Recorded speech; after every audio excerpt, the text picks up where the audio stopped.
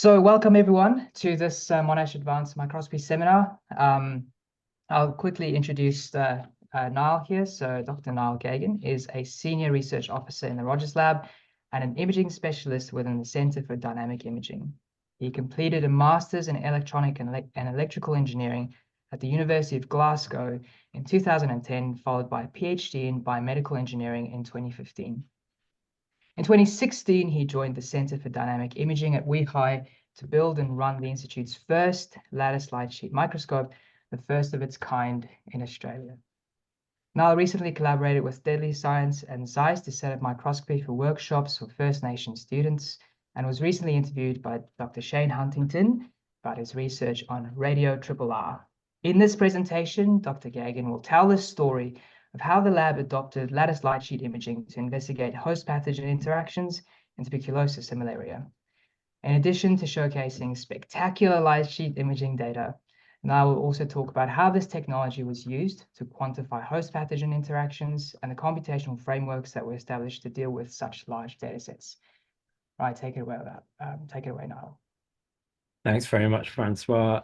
Just to double check, can you hear me okay? I'm going to take that as an affirmative. Excellent. Well, thank you very much, Francois and Stephen and all the organizers for the invitation to come and present today. I've really personally enjoyed this seminar series over the last few years, and it's a real privilege to get to be part of it as well. Today, what I'm going to talk about really is a sort of double-edged story, which is one of technology, but also one fundamentally of biology. And the technology that I'm going to talk about is in the title. It's the lattice light sheet. But I'm going to talk about it in the context of how we have applied it here at WEHI with various research teams to study the dynamic interplay of the host pathogen interactions between infection and immunity. The image you can see at the moment is actually a field of NK cells in blue seeking and destroying red blood cells that have been targeted for destruction. It has actually nothing to do with scientific content of what I'm about to talk to, but it sort of speaks to really the dynamics and the philosophy of what I hope to get at in this talk. So to begin with, this story starts at the Centre for Dynamic Imaging in WEHI, where I came and joined in 2016. And we're a platform / research lab of about 10 to 12 scientists spanning backgrounds of engineering, physics, computational science, biology, chemistry. And what we have set up in the facility by Kelly Rogers, our fearless leader, is a pretty bespoke suite of really incredible tools to span that gamut of biological length scales. So, the traditional microscopy talk or the old microscopy talks would start with a slide like this, which is usually stolen from Zeiss's online campus. And it really sort of captures nicely the range of spatial scales that most microscopy methods are able to really access. And the light microscopy methods, you can see they're occupying the majority of the middle region. But this really just tells you about the sort of spatial scale of biology, which is where you can look at the what and the where. But what I'm more interested in is the where and the when. So this schematic was quite neatly put together by Cindy Evelyn, a previous RA in the lab. And it really captures the massive sort of temporal length scales that biology can occur across, all the way from sort of those millisecond to nanosecond protein interactions, through protein trafficking mechanisms and signaling pathways, through those processes like cell migration and host pathogen interactions, cell death, all the way through to the development in organisms and multicellular organisms. And so the question that I am quite interested in posing and sort of attacking in the research that I'm very fortunate to get to do here is, how do we quantify cellular dynamics in a meaningful and importantly non-invasive manner? Because you're looking at a living biological system, which in itself is very, very fragile and delicate. So how do we do this in a sort of microscope situation, a microscopy scenario where we can do it in a sort of meaningful and minimally invasive way? So a lot of the times people will sort of present you with this trade-off, the triangle of frustration it's often referred to, where you have these three corners of a triangle and you have your different parameters that you can sort of strike a balance. You can have two of three, but maybe not the others. And over the years, this has expanded into sort of more three-dimensional objects to give yourself more capacity for adding more parameters as you remember them. But I still think that these geometric shapes are too limiting, so I prefer the wheel of frustration, or the sort of bicycle wheel of challenges. And so the great thing about the wheel of trade-offs is what you can do if you've forgotten a particular spoke is you can just add it straight back in there, like I've done here, because I realized, between spatial temporal resolution, signals to noise, the other area that we're really interested in sort of seeking is that molecular resolution. So that's the number of things that we can look at any one time. So what we'd ideally like to do is to look at all the things everywhere, all at once, all the time. And so in that case, we would have the perfect microscope. And, if you add the little bit on that you forgot, you can stick it on there. So we would love to, ideally have perfect resolution with incredibly high temporal resolution, imaging deep into tissue, with great signals from noise, not damaging it in any way, shape, or form, and look at every molecule all at once. But obviously, this is an impossible task to achieve. So the reality is often a little less ideal. And so usually you have this more finite surface area shape, where if you pull it in one direction, you often pull it away from another aspect.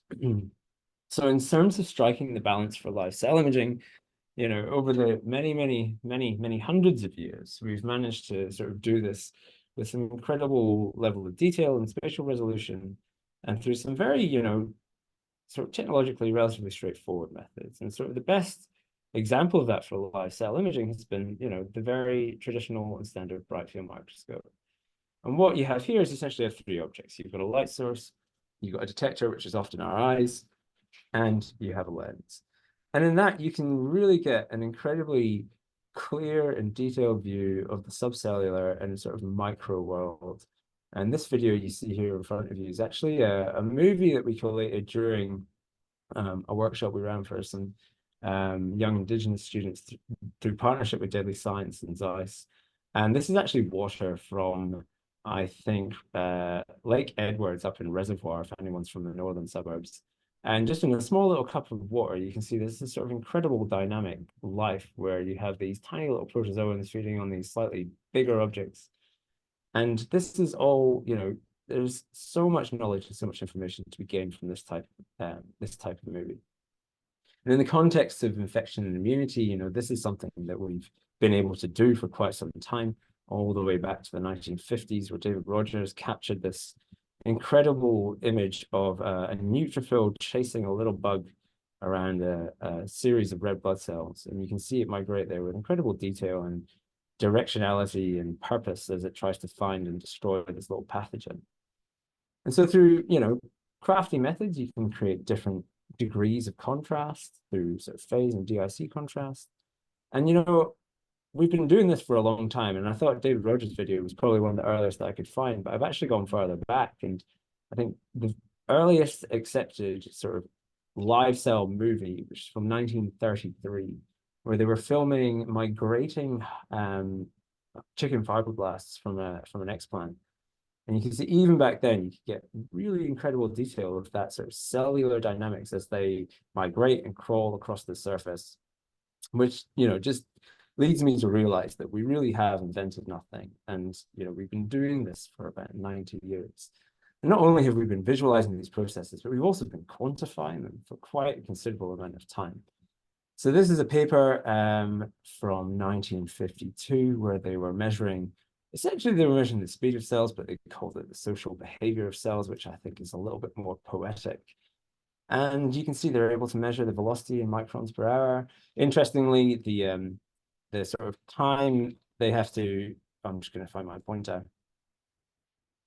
The time is actually measured in terms of feet of film, which I think is quite nice because there's obviously a pre-digital era. But, with these methods, we lack that molecular resolution, that molecular contrast that you can only really get through fluorescence labeling or immunolabeling. And so the gold standard for that for the longest time for doing three-dimensional live cell imaging was the confocal microscope, which is still an incredibly powerful tool, and it's really well suited still to some live cell imaging tasks. Just the downside really to this technique is the light dose and the fact that you're jamming these, this really high photon flux into this tiny little piece of biology, and it just doesn't like it very much. So, the sort of wheel shapes for these types of techniques look kind of like this. I say look like this, these are arbitrarily designed by me, so some may disagree, which is totally fine. But it really comes down to that concept of light dose. And this image, which I've shamelessly stolen from 3i's website, gives you a bit of an idea about the different degrees of photon flux that you get through different techniques. And so the big red triangles in the middle there are the confocal, where you get this really high intensity jammed into a small space. You also have all of this light outside of your focal plane, which is giving you no extra information back. With spinning disk, you can spread that out a bit more, make it a little bit more orange, so it's a little less toxic. And then with the wide field, you've got generally quite a low dose, but you don't really get that three-dimensional information. So the way that the field really has gone is in this field of single plane illumination microscopy or light sheet microscopy, where you restrict your illumination purely to the plane of focus of your detection lens. So really light sheets are the way, but the problem is with light sheets is that there are a lot of different types of light sheets and different types of light sheet based methods. So, where do you begin with this? Where do you start as a sort of aspiring researcher who's trying to answer some pretty deep and meaningful questions? Where do you go for this? I would actually highly recommend another episode of this series, which was Emmanuel Reynaud's talk on light sheet. He dives into this incredibly well. But the one that we've focused our efforts on for a couple of reasons. One, because it is the one that can access the subcellular world, but two, it was accessible, it was available, and through some really sort of generous open science agreements, we were able to jump on it quite early. And that was the lattice light sheet microscope, which was published in 2014 by Eric Betzig and his team. And it was pretty clear when they published this that it was a pretty transformative technology for doing live cell imaging, live cell biology. And the proof was no more evident than in the data that came out of this incredible machine, all the way from things like the developing Drosophila embryo through immune cell, target cell interactions, even just aspects of basic cell biology like cell division and cell membrane dynamics. So the way that the lattice actually works is it works in that principle of light sheet where you have restricted plane of illumination. Traditional light sheets, are sort of as simple as taking a confocal spot and turning it on its side and stretching it out. Tricky thing with that is, though, once you stretch this Gaussian beam out, it gets a bit thick in the middle, so that you sacrifice that resolution in the Z direction as a result of the profile of the beam that you're using. So Eric and his team were doing what physicists do and just started mucking around with different types of beams. So in their hands, they were quite interested in these Bessel beams, which have these very thin, high-intensity sort of central beams with these concentric side lobes, but you get this nice sort of thin, pencil-thin beam all the way through. And in practice, what this means is that for a Gaussian beam, you can make quite a thin one, but it will be relatively short. And if you lengthen that out, it gets a bit thicker in the middle, so your axial resolution suffers. But the Bessel beam, in theory, essentially gives you a balance of both worlds. And the lattice came about because what they did was they ended up taking many of these Bessel beams and bringing them closer and closer and closer together. And you'd see these incredible, interference patterns where you see these constructive and deconstructive interference moments and these resonant modes where they would sort of give these very tightly confined, constricted light intensity. So what you end up with in the end is this sheet of light in a lattice pattern, hence lattice light sheet. And the way that you can actually use this to build up an image is you park that within the cell and you actually move the cell through the light sheet. And you can do that incredibly fast because you don't have to move any of the optics at the sample. So moving the sample, which is small and light, is a lot easier to do. And through that, we can build up these really detailed three-dimensional models of the cellular and subcellular worlds. So back in 2017-ish, there were only a few ways you could get your hands on this technology, and this sort of speaks to that open science philosophy, which really enabled us and many other groups around the world to jump on this quite early. So you could either go to Genelia and bring your science there, but with infectious diseases, it's quite tricky, and trying to get things like malaria into America quite challenging, especially as a Scotsman, because you can't even get haggis through there. And the other option was you could buy essentially a carbon copy of that platform from 3i, which came, it came pretty much assembled, but it came at a pretty steep cost. The other option was that Eric and his team created this program where they could teach people to build it themselves. And you could do that for about the cost of the parts and some ne'er-do-well postdoc that you would like to employ to do it. So that's what Kelly and Lachlan Whitehead here at the CDI decided to do, which I was very grateful that they did, because it meant I could come over here and do that. And so it was quite an exciting but sort of risky maneuver for the Institute to take, because this is, essentially a untested and untried system being built from the ground up, but embedded within a core facility in a medical research institute. So that was kind of unique in the fact that we could build this technology and just apply 20 different applications right from the get-go. So it was a lot of fun, and it was pretty successful, but the proof is in the pudding. So really, what have we pointed this system at since then? And one of the first areas I'm going to focus on is that of malaria. So I've given a few talks around town these days on this topic, but it was really the first application that we drove on our system independently from the one in Genelia, because, as I said, malaria is not something that you can import over to the AIC at Genelia. So this work was really driven by Cindy, Evelyn, and myself in Kelly's lab. And what we were essentially trying to figure out was, how did malaria parasites get into red blood cells? And so to just sort of touch on why that's kind of an interesting thing to study, is that you kind of have to start with this complex life cycle of the malaria parasite, which occupies the two different hosts. You've got the female Anopheles mosquito on the left, and then you have the human host on the right. So after some time spent in the liver, these parasites transform into these small egg-shaped merozoites, and they get into the blood stage.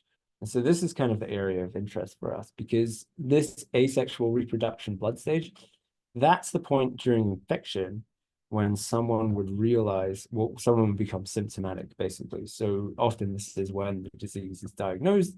So it's a really key therapeutic target area for vaccine treatments. And so it begins with the invasion of one red cell by one parasite, which multiplies into 20 to 30 daughter merozoites over the course of 2 days, and that process begins and proliferates over and over.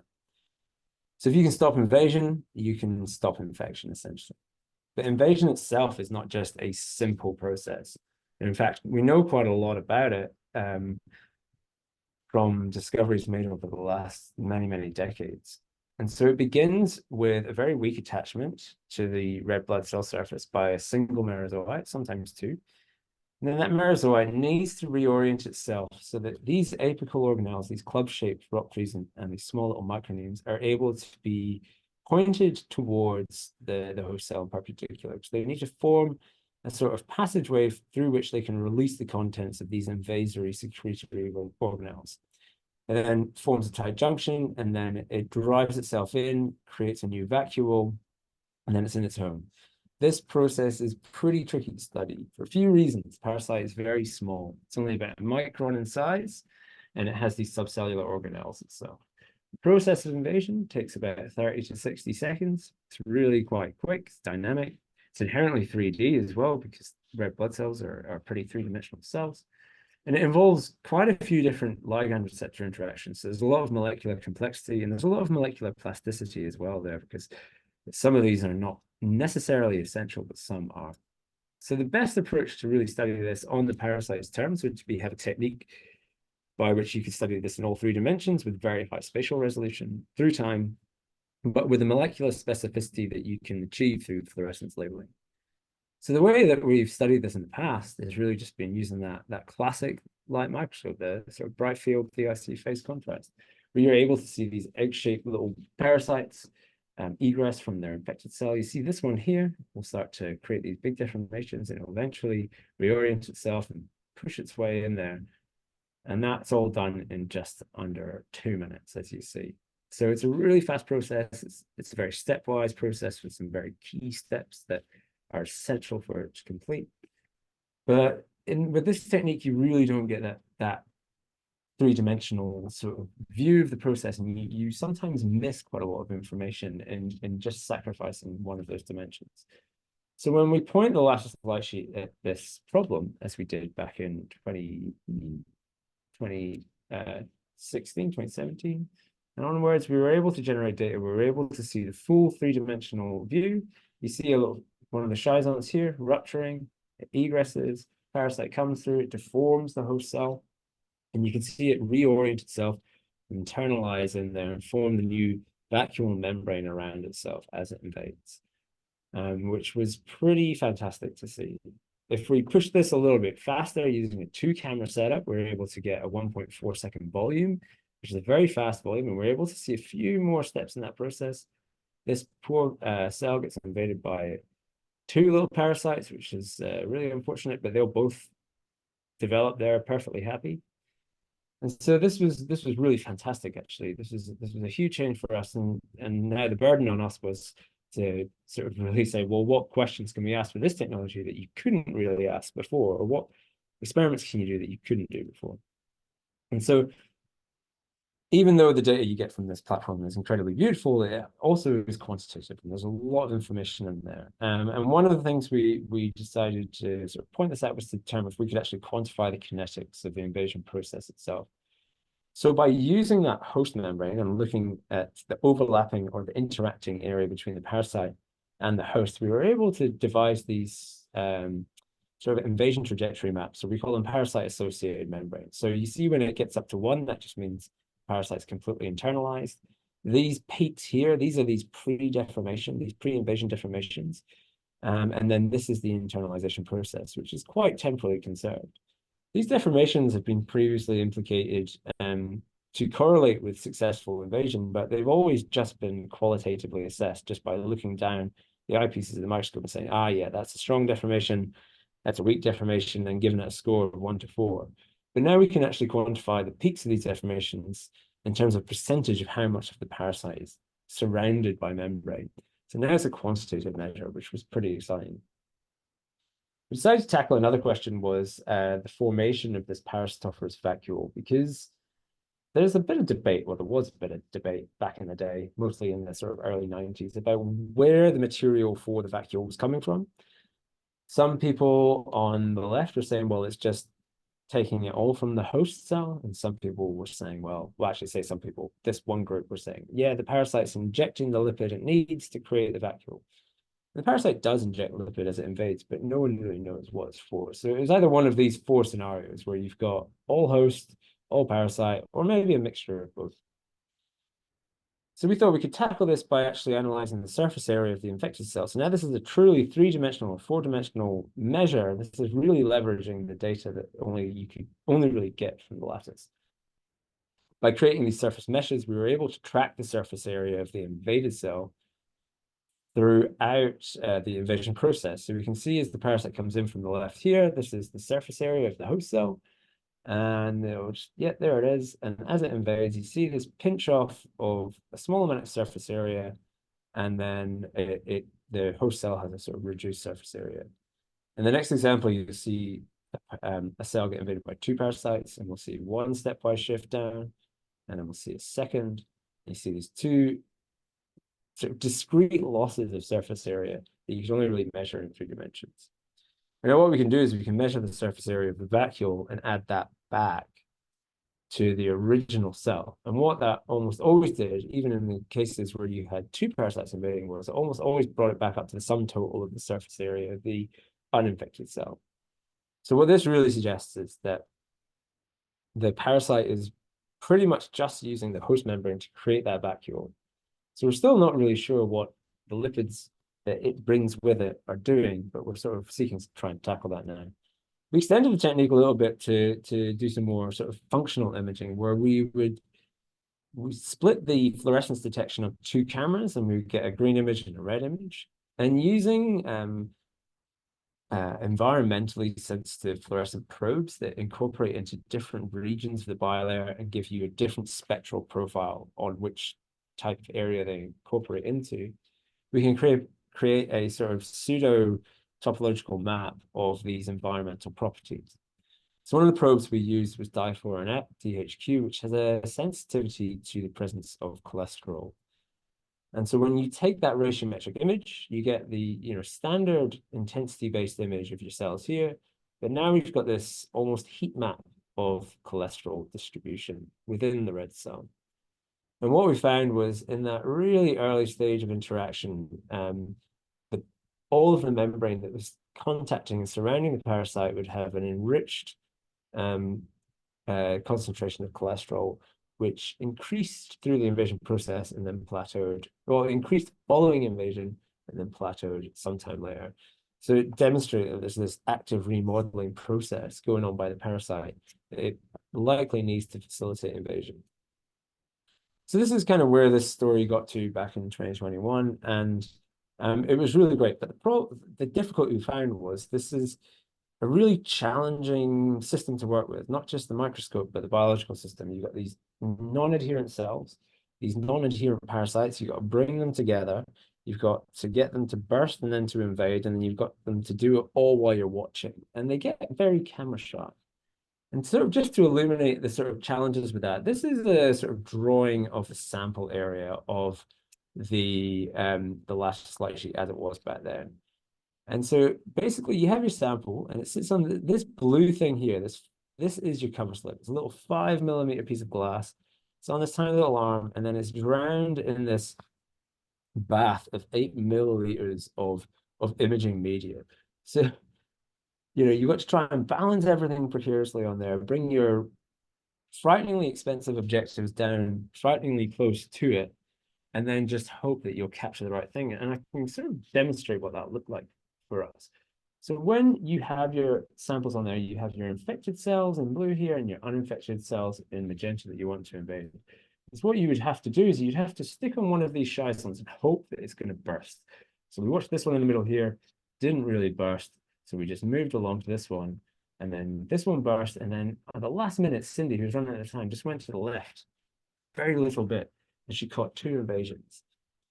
Now, you don't want to have to rely on that degree of luck for your science, which is, well, we all have to rely on luck, unfortunately. But if there's a way that we can increase our luck, that would be very favorable. And so around 2020, and this is sort of when the lattice as it is now known, or is now seen through the eyes of Zeiss's implementation, came around to us. We were very fortunate to be invited to contribute to Zeiss's first user program. And about 2 weeks before the first lockdown kicked in, they managed to install this wonderful trouser press machine in our facility. And so we were able to have a crack at applying some of these questions to this new technology. And I would say that the main benefit that this system gave us was that it moved from that sort of tricky sample geometry that you got in the original Genelia design. And you can now use things like IBIDI dishes and chamber slides and multi-well plates, because Zeiss's whole design philosophy was to invert it and to make it a usable inverter platform. And in doing so and putting on this incredibly impressive stage, you're able to get these much bigger fields of view. So now this is a similar experiment where we just watch one 300 by 300 micron area, and you can see there's lots of things happening all over the field.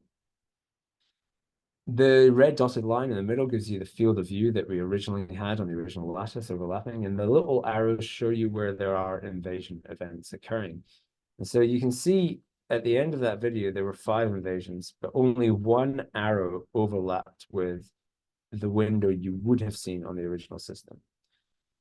So what are the downsides to this platform? Well, the sacrifices that Zeiss really made to enable a usable platform were purely around optical resolution. And so just to sort of demonstrate that, here we have 2 point spread functions. These are just 100 nanometer beads on a cover slip. And the sacrifice came in that sort of Z resolution space where you get sort of almost about close to half, well, it's about 100 to 150 nanometers difference. For a lot of biology, it's perfectly reasonable resolution space, but the original system will just give you that bit extra detail, which for the malaria stuff was really useful. And, you know, in the context of my favorite cell, the red blood cell, this is the sort of resolution difference in a true sort of biological system.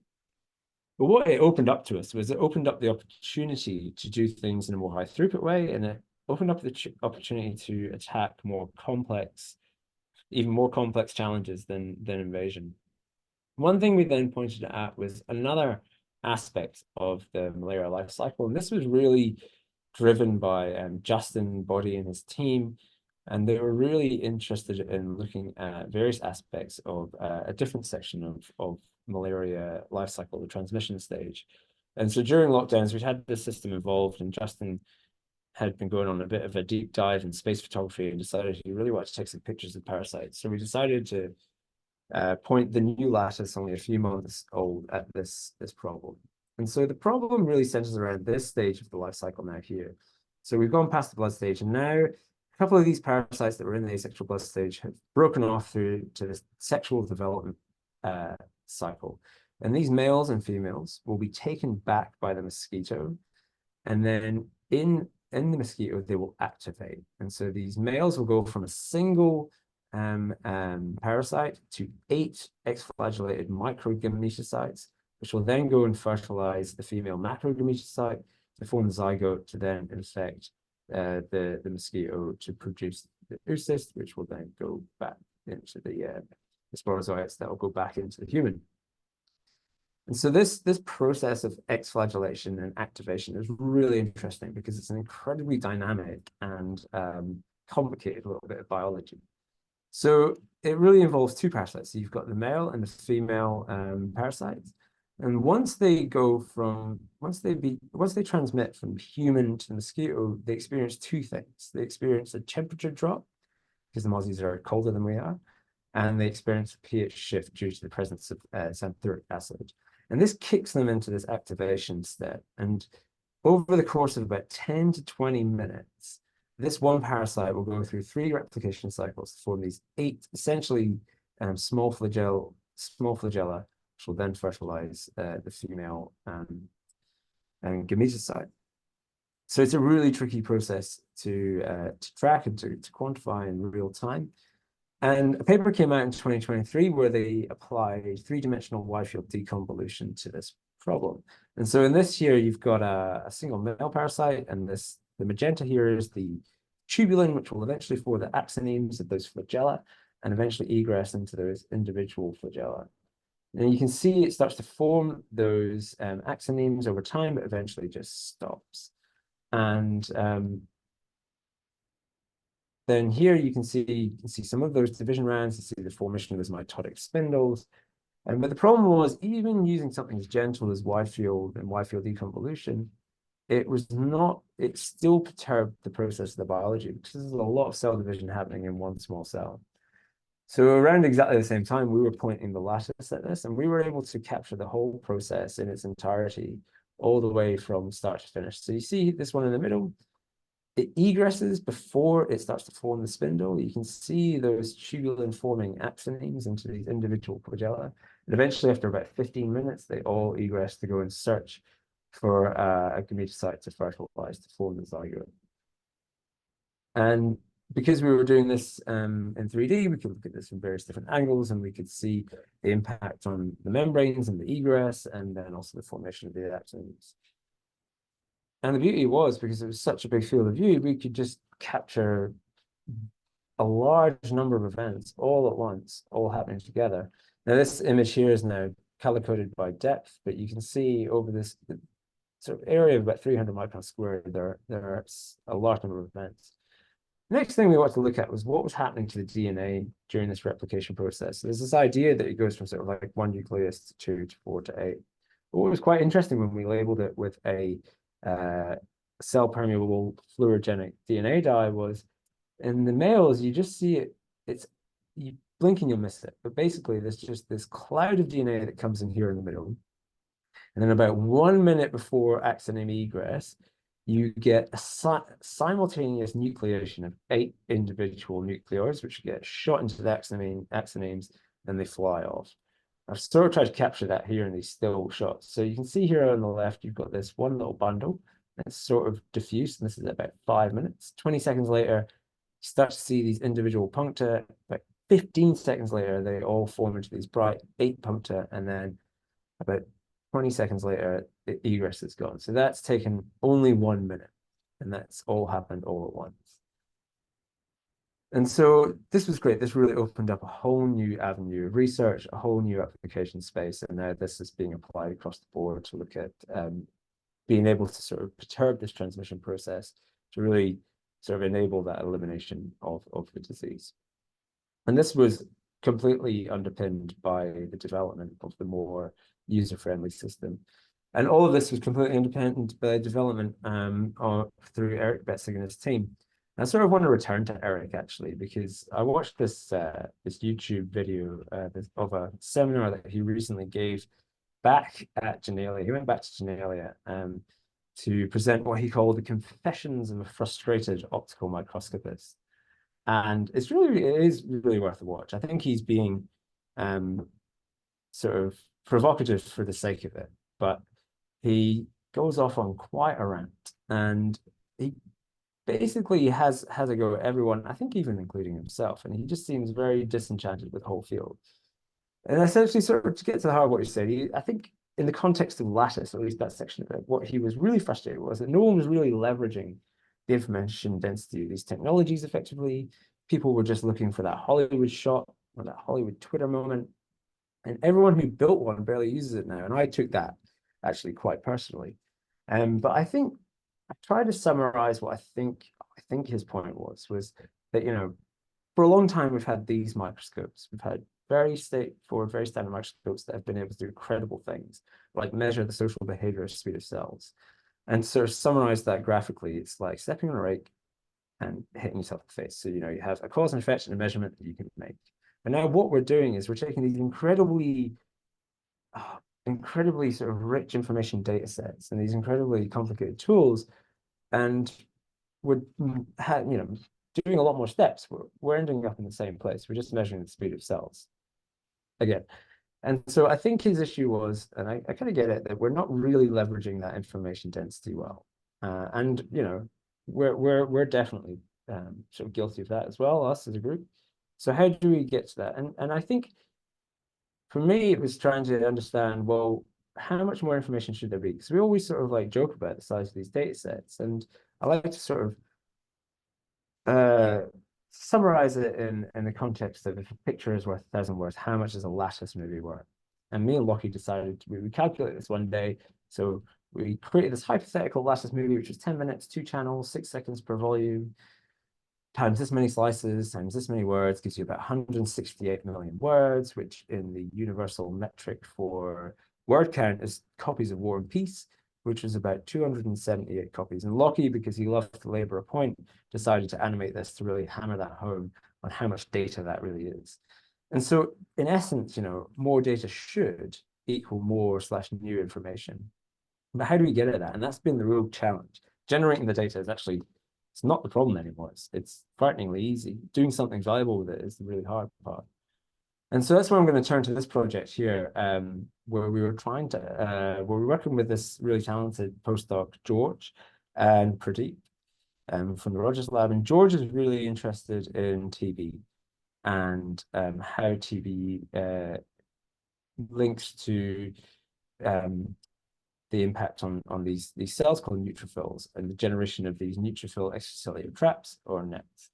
And these nets are a pretty key defense mechanism against, you know, from the innate immune system against different pathogens. And it's something that, you know, for many infections, you want it to happen because it is a frontline ability to actually clear infection. But in some settings like COVID and TB, it's linked to poor outcomes where you have overactive neutrophils basically committing suicide, spewing out their internal guts and damaging everything without regard for the collateral damage that comes with it. The interesting thing about nets, one of the many interesting things, is that They are, quite task specific. Some of the ones that form due to influenza are not protective against bacterial infections. So they're very sort of specific in what they do. But there's a lot of open questions and a lot of lack of understanding about just the process of mitosis itself. And itself as a process is a very delicate one. So it's a very difficult one to image and to quantify. So we decided to throw this one at the lattice because now we had the capacity to image big areas across different conditions. And we can now look at this in the context of primary cells as well. So what we worked up was a process by which we would take these primary human neutrophils, and George would get them from a couple of different donors on the same day. And then we parallelize them across an 8-well chamber slide, an 8-well imaging slide. And across those 8 wells, we would apply different stimuli. So canonical stimuli like PMA and LPS, which induce mitosis in different ways. And then this attenuated TB strain, this PC2 equivalent TB. And we'd also have the controls on the left there. In each of these wells, we would add our organelle markers to create contrast on the things of interest, particularly the DNA and actin cytoskeleton, and see how that cell disassembles and releases its DNA content. And then all of these cells would do many different things. And so what we do is we'd image this 300 micron area across 8 different wells, which was 800 olive slices at 1 volume every 3 minutes. So it's about 2.2 terabytes of raw data per run. So you're already seeing quite a lot of copies of War and Peace there as it is. And then what we do is we take the cells of interest and then we measure something. And then we try and quantify this to try and better understand the process. But this is where it gets really tricky. So what that looks like on the system is these are those neutrophils. And this is only the DNA channel I'm showing you now. But they begin as these multi-lobed nuclei that eventually condense into these sort of single spherical blobs. And eventually, after some time, they eventually decondense. And then eventually, as the plasma membrane breaks down, they rupture that membrane, forming these almost little popcorn-like sort of florets that you can see across the field there. And this is when we treated it with one of the stimuli. And the beautiful thing is because we have this in 3D and we can look at multiple organelles all at once. We did this and looked at the sort of general cell body using an actin marker, and we also looked at the DNA. And it's a pretty spectacular and, as you can see, an inherently 3-dimensional and dynamic process. So when you stick those different conditions side by side one another, it's kind of hard to see the difference. And that really came down to sort of what it really drove what we wanted to do in terms of the analysis and how we could try and get at that. I think my laptop's just about to freeze, but can I skip? No.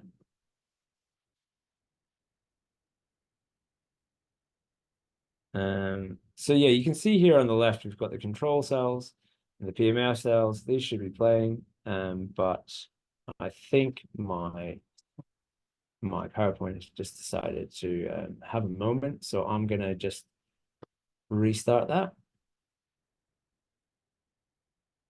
And fingers crossed, these will play now. Happy days. And so on the left, you can see LPS treated cells, and on the right, there's some fluorescent attenuated TB in there. And you can see there are a lot of different cells doing lots of different things. So how do we, first of all, how do we handle this and how do we process this data before we even get to the analysis part?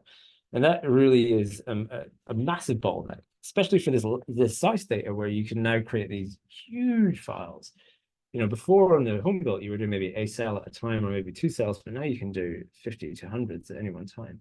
So this was sort of in 2020 when we first got the system, this was the general pipeline. You basically, in many minutes, many hours, you generate many images. Then you'd have to sort of assess the quality to some degree just to understand whether what you were expecting to happen would happen.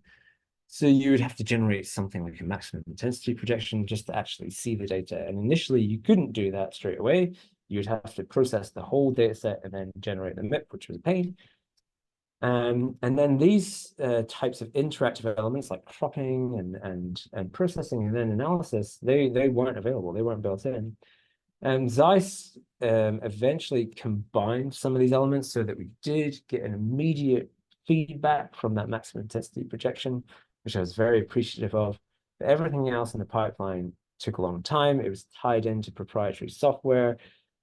Zen, while it can do all these functions, it can't do them in a queued way, and we're a core facility, so we have many users trying to do many different things, and they all want their data very quickly, which I appreciate. So this is where Pradeep came in, and he really took to task the task of trying to tackle this bottleneck. And so he wanted to decouple us from that proprietary software as a first step. And then he needed to do this in a way that could be modular and customizable, and it could be batchable, and it could handle these big, nasty shaped data sets. And he thought the best place to do this would be in the Python ecosystem, with the development of an Nepari plugin. And so Lockie, Pradeep, and Nina at the time got a small Chan Zuckerberg grant to build this tool set. And this became the Lattice Nepari toolset, which is a means by which you can load in your raw Lattice data, and you can preview it. You can generate different views of it, where you can generate single time points, where you can quickly go through those Z-planes, and you can get a quick view of those MIPS as well. You can also interact with it, and you can draw areas that you would like to interrogate a bit closer, but without having to process the whole thing. So you can crop these individual cells, and then you can look at that on its own, and you can look at that through Z in time. So that was fantastic, and it can also tie into a lot of different things like deconvolution and different analysis tool sets. So that's really been a big game changer for us. Lockie has taken this to the next step, and he's taken it to the point where we're now deploying this within the facility, and we're sort of democratizing that to the users. So the important thing was that it had to be flexible.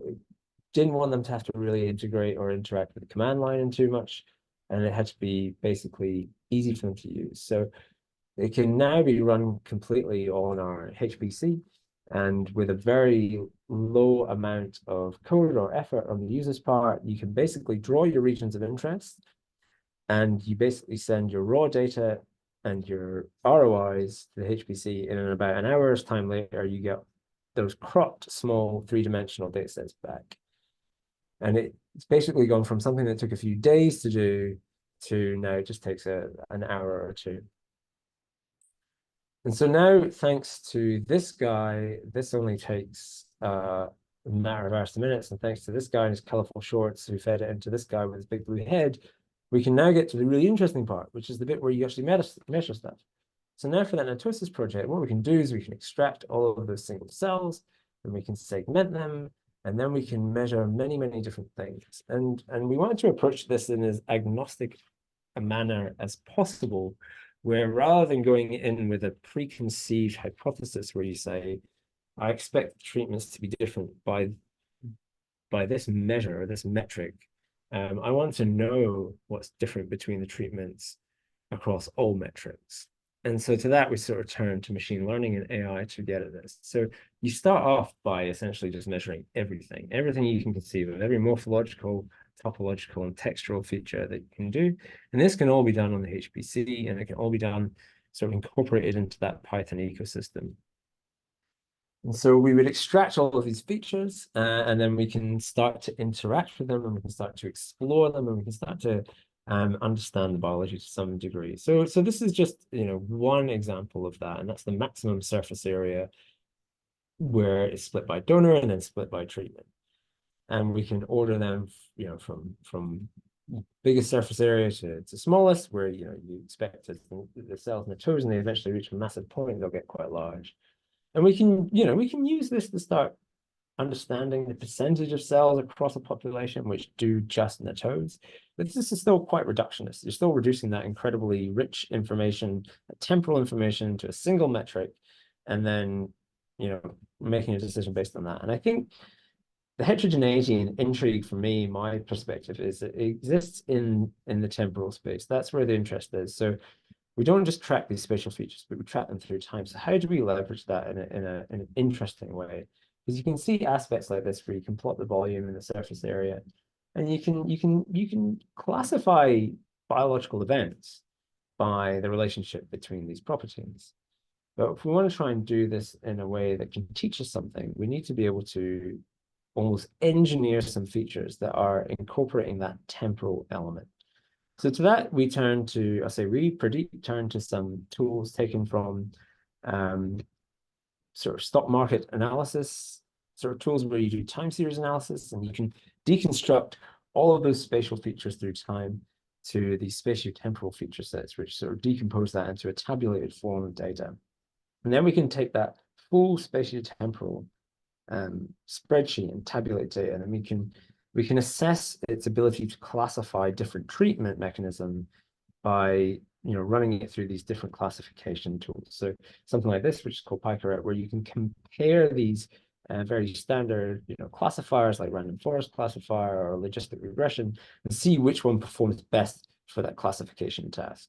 But because we know the data that we fed in and we know what each of those things are and what they do, we can then actually use tools that can rank those features and importance for classifying different treatment types. So this is now getting into the sort of the feedback loop of the discovery of science, which is really exciting. This is all pretty early days for this project, but it's starting to sort of give us an idea of what spatial or morphological or spatiotemporal features are important for each different sort of netosis process or different inducers of netosis.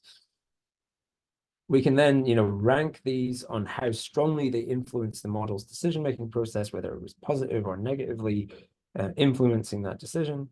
And then we can go back and we can start to interrogate what they actually mean. So one hit that's sort of come out is that the last location of maximum for the morphological measure of solidity is much earlier for the PMA treatment than the other treatment. So that's becoming a nice, unique sort of phenotypic identifier for that treatment against the others. So sort of to summarize this pipeline now, we have this ability where we can take complex biology and we can parallelize that across treatment condition. And then we can image that in its full three-dimensional and sort of happy context. And then we can extract a significant amount of information. And then we can feed it into these relatively low code, relatively computationally inexpensive classification models to create classifiers. And that way we can learn more about the process. But the beauty of it is you can then get the machine to tell you what it determined as being important for making that decision. And then you can use that to feed back into the biological discovery pathway and sort of generate new hypotheses. And this is sort of where I see the technology going. And this is where I really think we can make some interesting discoveries with this type of information. So just to sort of finish and summarize, because that was a bit of a whirlwind, but the lattice light sheet is a pretty incredible tool. It's it has its place in the sort of in the more broad arsenal of imaging tool sets. But what it does do very well is it gives you reliable and very high veracity live cell subcellular imaging data. And now you can do that really across large amounts of cells. So you're getting into a much more statistically robust area of four-dimensional quantitative microscopy. So I'd just like to sort of finish up by thanking everyone in Kelly's lab who's involved in all of this work, in particular Cindy, who drove the malaria work, and Pradeep and Lockie, who've really driven the analysis and the netosis project. And then Alan's lab, who've always been very supportive of the work that we've been doing, trying to sort of develop these methods, and Justin's lab as well, and in particular George, who's really driven that netosis project. Now, I realize there's probably not much time left, but I'm really happy to take any questions if anyone would have. Should I stop sharing, Francois? Yeah, sure. Well, thank you so much, Niall, for that fantastic presentation. That really is great. So I'll wait for some questions, and I'll probably open with a question of my own. I think just learning about that netosis bioinformatic pathway, I get an understanding of why Lachlan Whitehead is so philosophical. One of the things that I thought about when you were presenting that is when you're doing imaging, do you have particular analyses in mind? So for example, looking at the etiosis experiments, do you do those imaging experiments with with something in mind, or do you acquire these data sets and then go back in time and say, look, can we get more out of this? Are there more questions that we can ask? Yeah. So there's sort of, yeah, no, that's pretty philosophical approach, but classical approaches, you have your conditions which you want to compare, and you have your hypothesis for why they're going to be different. And then you try and come up with some means of quantifying that difference when you have your data.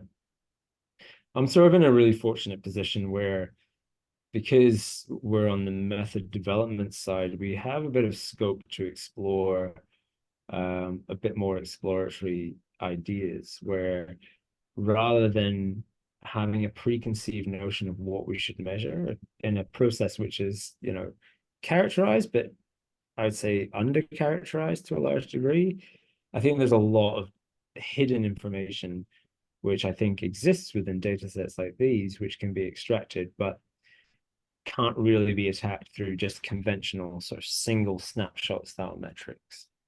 Yeah. And so for me, once this pipeline really is quite robust and working, I want to feed every experiment through it, because even if it doesn't have to come from a lattice, come from any sort of live cell, temporal or time lapse sort of data set, where you can start to use machine learning and AI to discover the phenotypes hidden within the temporal kinetics of these processes. I'm going to jump to a question from Benjamin Liffner, saying, thanks for the great talk. And also, is there a bright field equivalent you can acquire using a LLSM? So the question is this might be a naive question, but is there a bright field equivalent you can acquire using an LLSM? Not really at the same time as you would acquire the fluorescence, as you would a conventional setup. That's largely down to just sort of the optics of the system. There on the Zeiss platform, there is a transmitted light arm that you can use, but you have to do that in a stack sequential manner. And so you lose that speed. And so you can have that, but it will be sort of temporarily offset from the fluorescence by however long a single time point would take to acquire. I'm just going to go back to what you said about AI and machine learning. And so you guys definitely utilizing that now in that NETosis pipeline. You mentioned how the home built system has the advantage of having just a bit better resolution, which is fantastic for looking at some host pathogen interactions. So have you thought about the use of AI to potentially compensate for differences in resolution? And if people are thinking of doing that, do you have any words of caution or encouragement for people who might be thinking of going down that pathway? So there was a paper, there's a preprint that came out, I think earlier this year, where they've essentially done that for the home built system, but rather than trying to increase the resolution of the Zeiss platform, they used AI to leverage the structured illumination capacity of the home built lattice. So the lattice as it is, you can do structured illumination microscopy with it, but only across, you only get one orientation. So you only get it across one axis. And this paper essentially used AI and ML to do that in an isotropic manner for free. And it always comes with caution, but from what I've seen, those types of approaches do seem to give you some, they do seem to give you quite good quality data, but everything has to be approached with a cynical eye and a cautious approach. And it really always just comes down to what you're then inferring about that data. And I think that the Zeiss platform, where it is in the resolution space that it sits, is there's such a significant amount of biology there. And because you can get such a broad view of it, and most places are, and I know Monash has a great core facility there. Once you've nailed down that particular window, you just take your system to a more high resolution system. I say that perfect microscope is what we want, but actually the perfect facility is what we want, where you can multiplex across platforms rather than trying to do it all at once. a specific question and less philosophical. For your invasion assays that you presented on the very beginning of your talk, it's just fascinating because you were saying it's a 30 to 60 second process, those invasions. How did you manage to capture the right moments? How did you, for those particular invasions that you captured, how did you find that perfect time point? Because your temporal resolution is fantastic, right? You're imaging, milliseconds apart. So how did you manage to capture those moments? So the luck mostly, but there's two flavors of luck. There's engineered luck and there's dumb luck. And the dumb luck is something we can't control, but the engineered luck, there are ways of synchronizing these cultures so that we can create a more reasonable time window where we would expect these egresses to happen. So as soon as they egress from the host cell, they really have a minute or so of viability before they have to find the next one. So if you've seen a parasite egress and nothing invades, you just move on because they're spent. So you can increase your engineered luck, but you do need to rely a lot on that dumb luck. So just one last very snappy question. I promise this will be not at all abstract and quickly to quick answer. What do you think the future holds? I'm looking particularly like the problem you described with data size, and so you have this amazing commercial lattice light sheet system. And then also the fantastic work that Pretty Rajat did in developing that lattice Napari pipeline. Is there a case to be made there for inbuilt analysis? Because you do see that for other systems. Do you think that that's really what is absolutely needed, or are we always moving away from those home built or inbuilt analyses? I think we need to encourage companies to move away from proprietary packages where you get tied into infrastructure that limits your ability to sort of work, because the data keeps expanding, and as soon as you give researchers the ability to generate that large amount of data, they will, because why wouldn't you?